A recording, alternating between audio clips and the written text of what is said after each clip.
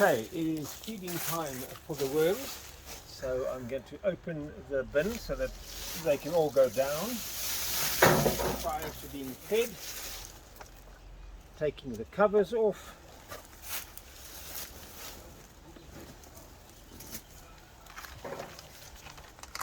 And opening it up. Making sure there are no worms on the cover. Just in case there are, hold it closed so they don't dry out. Now these worms will go down and I will come and feed. Now here is a peg. I put a peg in that just shows me which side I fed last time. All that I will do this time is now feed this side. I feed alternative sides every time. And this used to be food and now they've turned it into very nice worm castings.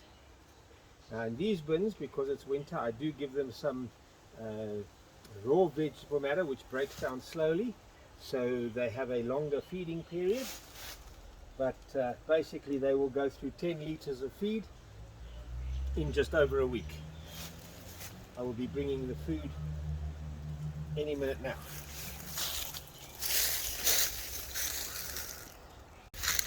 As they say in the movies, take two. I did the video earlier, a beautiful video, and for some reason the camera didn't take it. But here we go again. And since we fed that side last time, we feed this side now. And they go through that whole bucket, 8 kg HTH bucket, in about 5 to 6 days. And all I do every time I feed is I alternate sides. Last time I fed that side, this time I feed the opposite side. I put a peg in so I can see where I fed, and so I just move the peg across, and now I know this is where I fed for this session. Now one of the things I do is I tried this summer to get the bath full of material. The reason for that is to develop sufficient thermal mass to keep the internal contents at reasonably the same temperature. The Icena foetida is a wonderfully adaptive worm. It can handle from 0 degrees up to 35 degrees. But if you've got a nice mass of material, then it is not so affected by the outside temperature. It doesn't get so cold and it doesn't get so hot. The temperature remains reasonably constant, which keeps the worms happy. So there we go. That's it. Worms fed.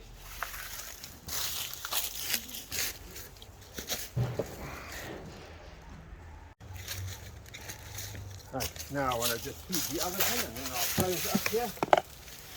One of the projects I have for this winter is to have lids made for these bins and make life a lot easier. Currently I close them up with sheets of corrugated iron, or IVR rather, but the lids will just make life so much easier. Once that's done, plastic sheeting is right on the surface.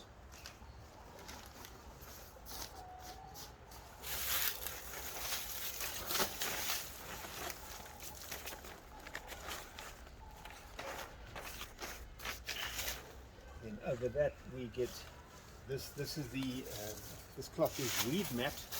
That's normally used for when you doing a playground or something and you don't want the weeds to come through, but works as a brilliant cover for the worms.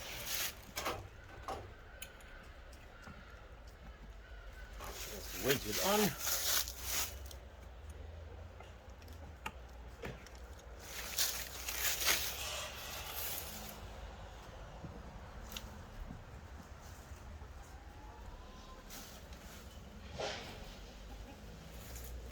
And this also provides insulation for them because you have the air gap, so they're not getting the cold coming in from the top.